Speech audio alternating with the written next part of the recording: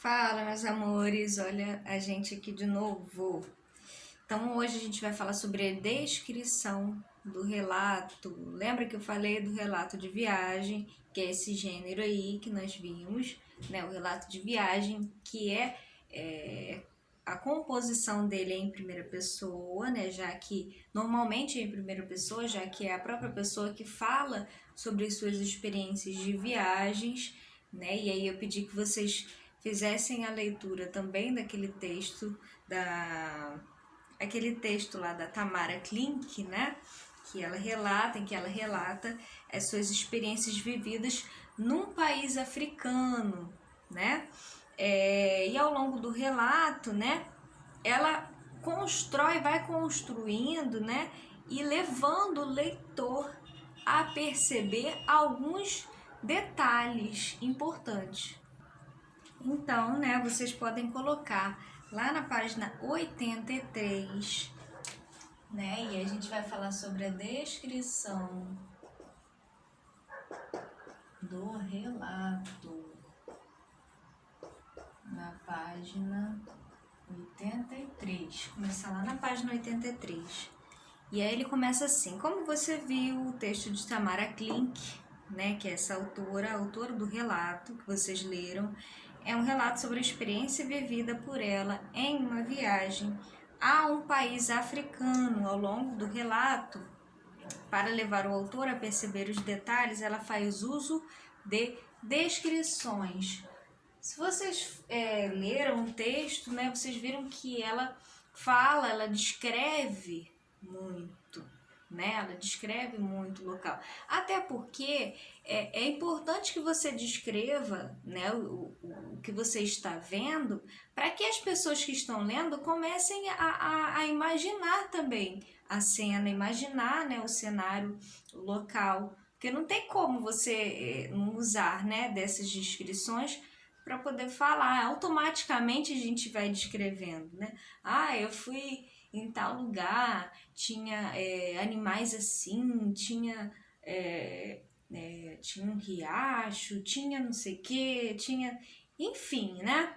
Fulano estava de um jeito, descrição dos personagens também, né? Fulano estava vestido daquela forma, fulano estava, né, até descrições físicas, faciais, estava com medo, estava preocupado, né? Então todos esses elementos, essas informações são muito necessárias para que quem esteja, né, o leitor, né, entenda a situação, entenda aquilo que está acontecendo.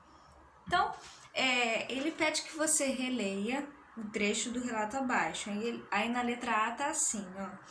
Ficar numa mesa ouvindo senhores de cabelos e barbas desbotadas falando sobre outros, uma viagem que não existe mais, me faz acreditar que quando cidades se transformam, animais se escondem ou se extinguem e pessoas que se veem todo dia se conhecem cada vez menos. Amizades breves, distantes e feitas numa viagem com data para acabar são a fonte mais próxima de reencontro com uma experiência antiga. E logo mais ela fala assim: meu pai não se interessou pelo programa turístico e deixou que fôssemos nós quatro. Eu gostei bastante da experiência, mas depois de uma semana passeando na mesma estrada, vendo os leões no mesmo lugar, sempre dormindo e bocejando, e ao lado de 30 pessoas que só viam os bichos pelo visor da câmera fotográfica ou em casos extremos pela discreta tela do iPad, fiquei desconfiada de que meu pai não tivesse tão errado, né? Então aí a gente tem essas características que podem, né, no texto. Você tem as descrições, né, essas características que podem ser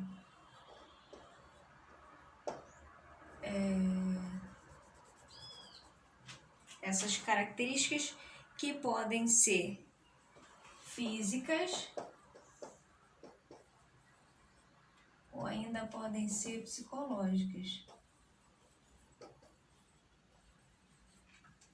Então, vocês têm que prestar atenção nesses dois elementos aqui. Então, a gente tem as características que podem ser físicas e as características que podem ser psicológicas.